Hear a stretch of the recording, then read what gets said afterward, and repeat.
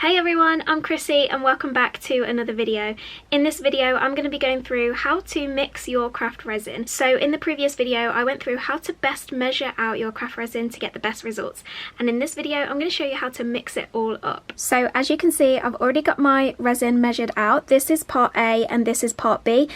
With this resin, it's equal amounts, so if you're using a different resin, just make sure you follow the instructions as some go by weight. So to mix my resin, I am going to be using one of these jumbo sticks, mainly because I'm mixing a bigger amount. If you're mixing a smaller amount, then you can use the free craft resin stick that you get in your resin. And what I'm going to do is I'm going to start by just simply pouring one into the other. I've never noticed a difference which way around you do it, so I wouldn't worry too much. What I like to do is make sure that when you're pouring one into the other, that you're really scraping the sides of the cup so you're not missing any bits. So if you just see, I'm just really scraping, making sure that I'm not missing any, and then also scraping the stick as you go as well. Depending on how much resin and hardener you're mixing will depend on how long you need to mix for. Because I'm mixing quite a big amount, I like to mix for around 7 to 9 minutes, I like to say.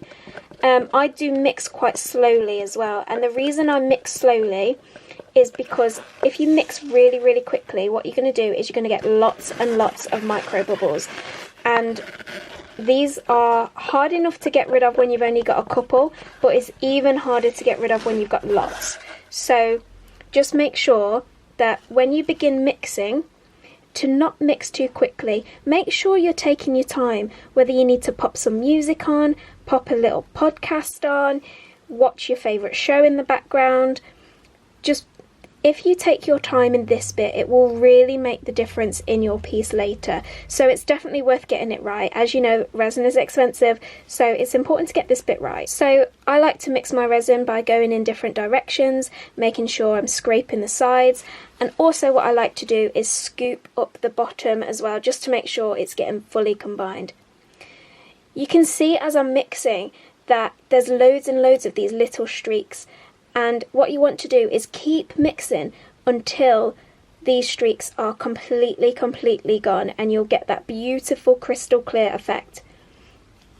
Really with this, you just need to have some patience and make sure that you just keep mixing nice and slowly. Don't get impatient. As hard as it is, it's definitely worth it in the end if you take your time during this process. So it's been about 8 minutes now of me mixing the resin the way that I've shown you, and what I like to do now is to just let it sit for around 5 minutes, maybe a little bit more.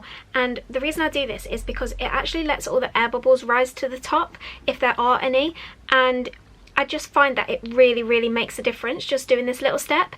What you want to do though, especially if you're mixing a big amount, is keep checking it every so often, every couple of minutes, because what can happen is your resin can flash cure if left too long. So don't leave it too long, but definitely give it at least a few minutes just to let any air bubbles rise. And what I like to do is just spritz a little bit of alcohol spray or heat gun the top, and then you get that crystal clear resin that we're all so looking for. Hopefully you found this video helpful, and make sure you subscribe if you want to see more videos. And other than that, happy crafting, and I will see you soon.